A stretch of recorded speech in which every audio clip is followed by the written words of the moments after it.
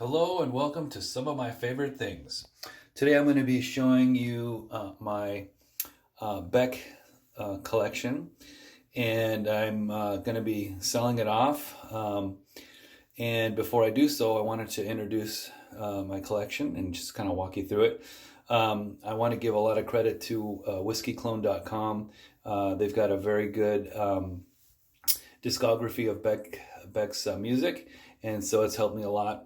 And I'm going to be showing you this in different parts because it'll take too long otherwise. And so I'm going to divide it up into different sections, and I'll go in chronological order. I don't plan on spending too much time talking about the content of Beck's music. Obviously, I'm a big fan, but I'm going to keep it to basically the details between the different versions of the different albums and singles and whatnot. So here we go in chronological order.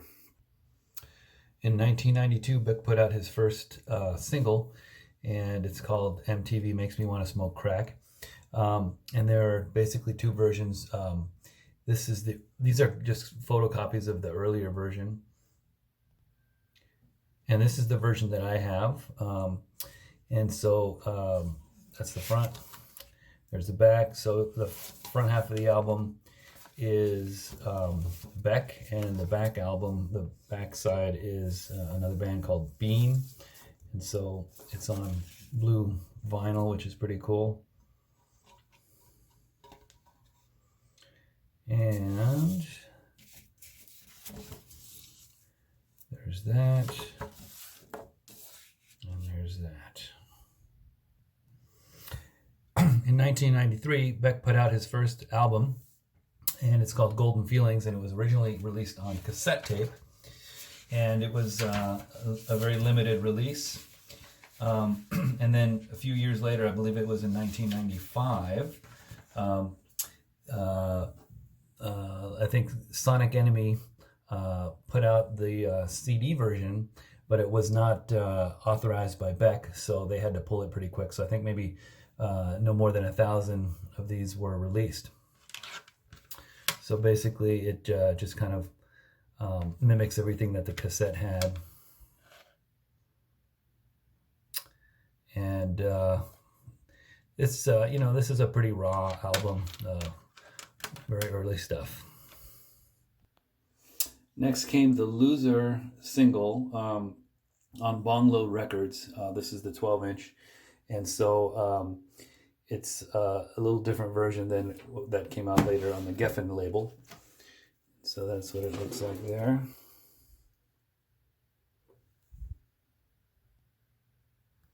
There's that side. Side A is Loser, side B is Steal My Body Home. And then on the back side there you got, it's actually a poem, but you can pause and read that. In 1994, Beck released Steve Threw Up, which is a 7-inch single.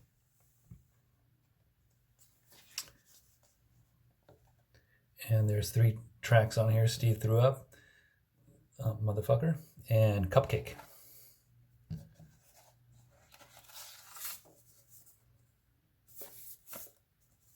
Still on Bonglo Records. Also note a little foreshadowing here: Stereopathetic High Fidelity. Before moving on, I just wanted to take a quick break here and let you know that my collection will be going to Sound Station Records in Los Angeles, and you can speak with my friend Morris down there. Anyway, here's the address. It's 8701 La Tierra Boulevard. They're great guys, excellent record store. They've got a fantastic selection and great people there. So that's where you'll see my collection. Okay, also continuing on with 1994, we've got Beck's second album, and it is called A Western Harvest Field by Moonlight. And there were originally 1,000 of these pressed. And the first 1,000 that were pressed, there's 2 things to notice about those. Number 1, they've got the sticker that says original fingerpainting enclosed. And also on the back, you'll notice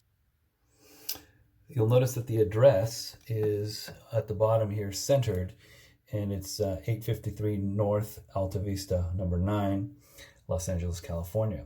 So that's one way to tell if this is a first pressing um, versus a second pressing, which I'll show you in just a minute. But first, let me show you the finger painting that I got with mine. Certainly not the most impressive, but this is the one I got. I've seen a lot on eBay or the internet. You can do a search. I believe whiskeyclone.com has a place where you can upload your particular finger painting. Some of them are really interesting. They have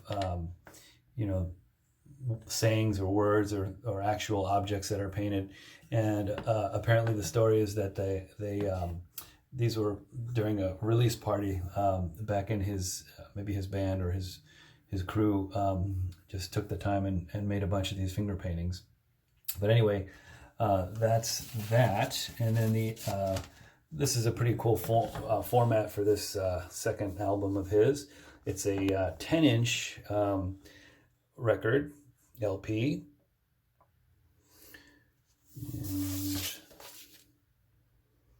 you can see there's one side and the other side.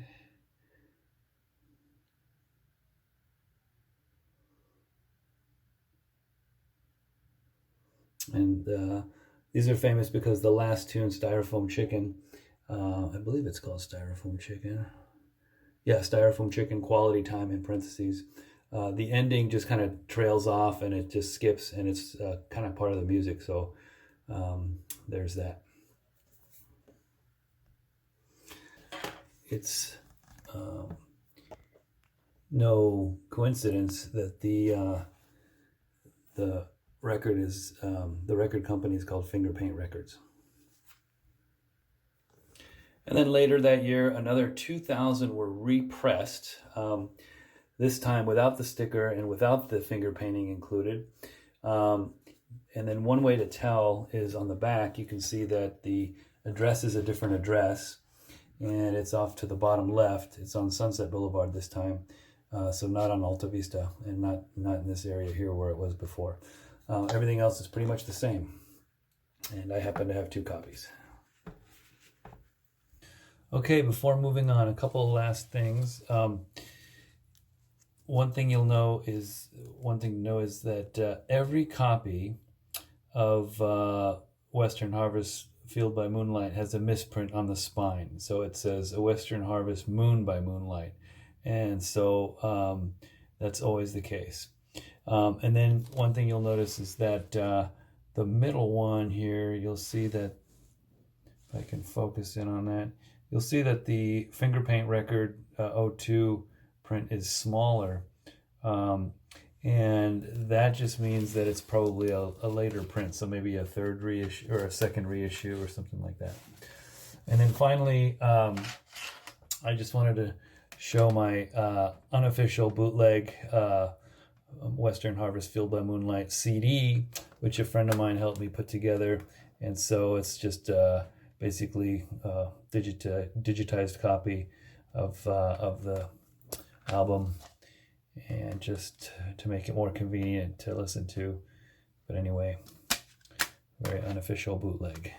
And then came the Loser single in anticipation of the Mellow Gold album, which was the Loser was of course his big hit. Now this is on Geffen Records, and there are several versions here. The first is the 7-inch single, and so this one has I have 2 copies, and there's 3 songs: Loser, Alcohol, and Fume. And then there's the cassette, which that one has Loser and Alcohol. And then of the 3 CDs here, I'll walk through those here.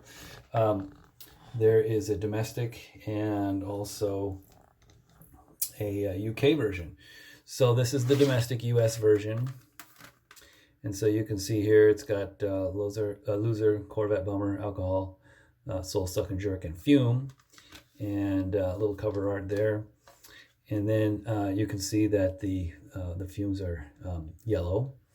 The UK version is in a slim case, and so it's got Loser, Totally Confused, Corvette Bummer, and MTV Makes Me Want to Smoke Crack, but it's a different version than the original first single that he put out.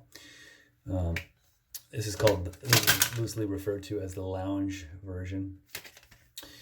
And there's that. And then I also happen to have a promo copy, also with the yellow fumes.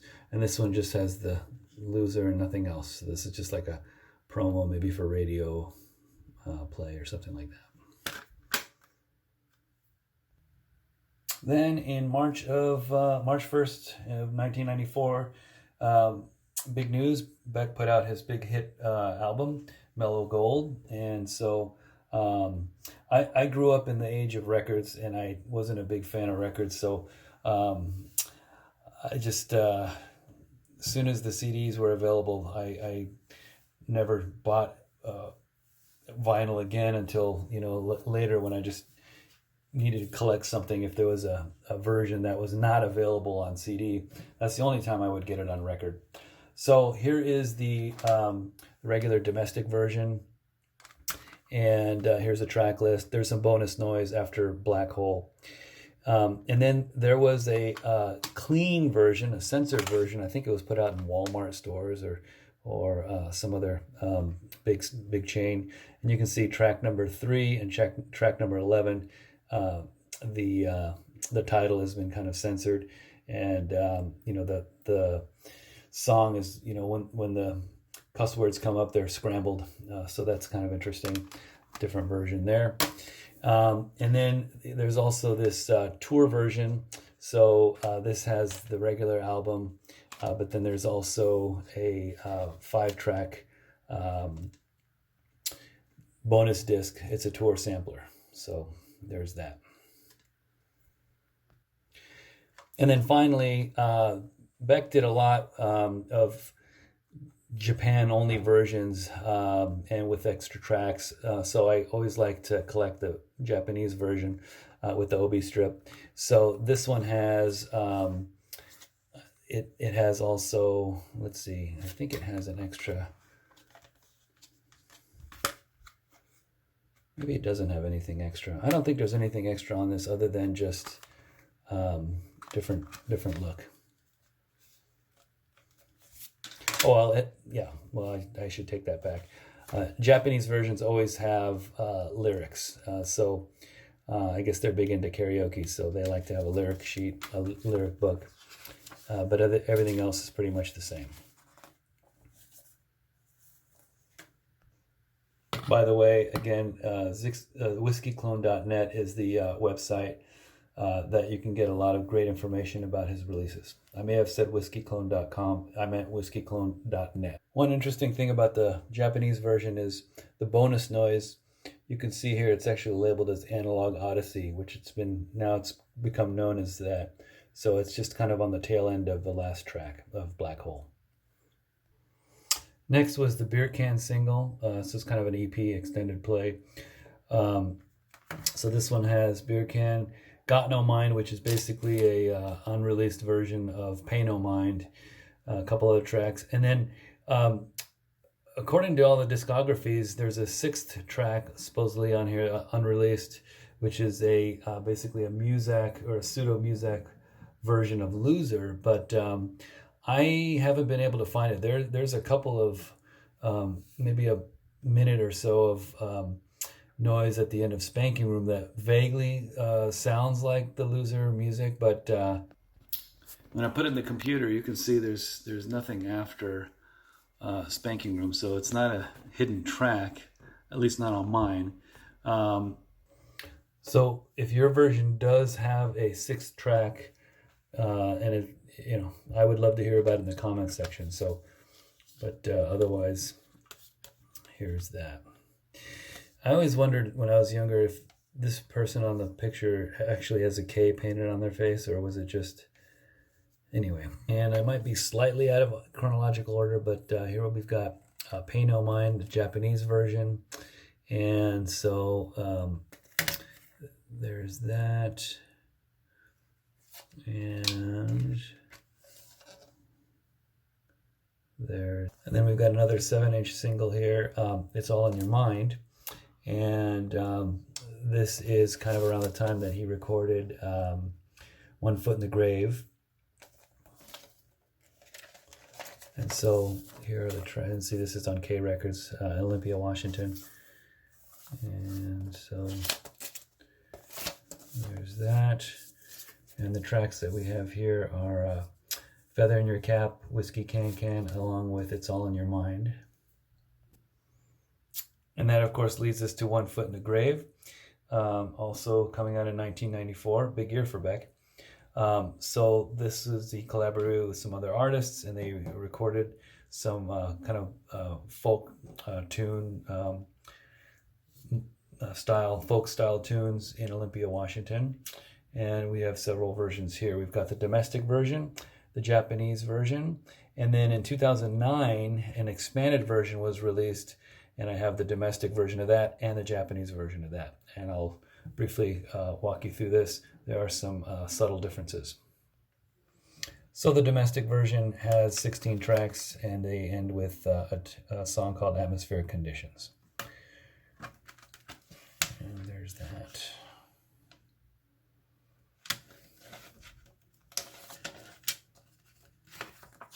There's the artwork there.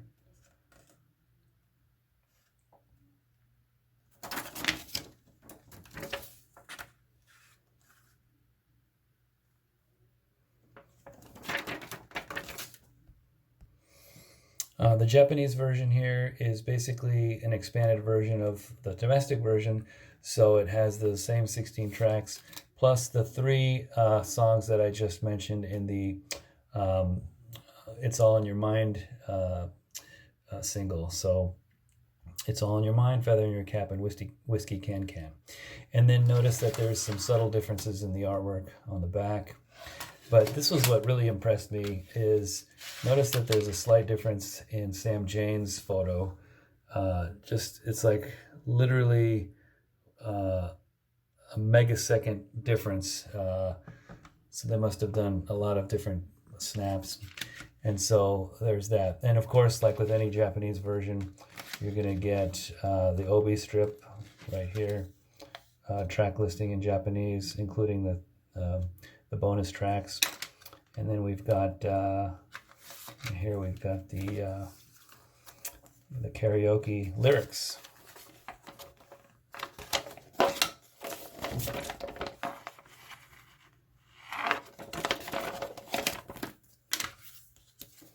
Everything else seems to be the same. And then we have in 2009, as I mentioned, we have the expanded edition, which has the original 16 songs ending with Atmospheric Conditions. And then all on one disc, a bunch of extra songs, basically different versions and different cuts. These also include the It's All in Your Mind, Whiskey Can Can, and so Feather in Your Cap. And then it's nice, it's a cardboard sleeve. And then we've got, this time it's more of a booklet. Notice this is the same artwork as the All in Your Mind. Yep.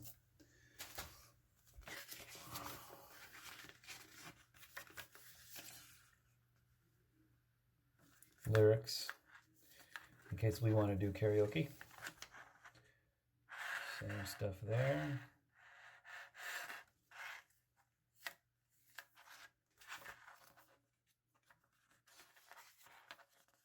Otherwise pretty familiar. And then we've got the Japanese version of the expanded One Foot in the Grave. This time it features this extra sleeve of artwork by Miyashita. And so this sleeve comes out. And then you'd expect that the rest is the same. I was thinking that they are, but if you look closely, there are some differences in the track listing. So the domestic version has a song called Burning Boyfriend, and that is absent in the Japanese version. It is replaced instead by Axe X. And there's also a slightly different running order here. So there's a little scramble there if you look closely. But besides that, everything else is the same. The difference is there's, of course, in the booklet, you get, it just seems like the photo quality is always a little bit better in the Japanese version. But anyway, so there's an added booklet with the lyrics in Japanese. And there it is. And then I'm not going to pull the disc out because it's wrapped in this plastic, and it's just, once I get it out, it's hard to get back in, so you'll have to just use your imagination. And then in 1994 also, Beck released Stereopathetic Soulmanure, which has earlier recordings between 1988 and 1994. So some of it is kind of reminiscent of some of his earlier kind of experimental stuff. But it's some interesting, it's a good eclectic mix. And I always like the little treasure map to the beer. And there's our friend, our Stormtrooper there. And as far as the artwork goes, let's get that out. And so kind of, maybe Mellow Gold era kind of stuff. And there's that. And there are several different versions of this particular release. There's a Flip 660. This is the Flip 60, the earlier one, and I think it's the most complete. There's some bonus noise and some expanded tracks when it's compared to some of the other versions.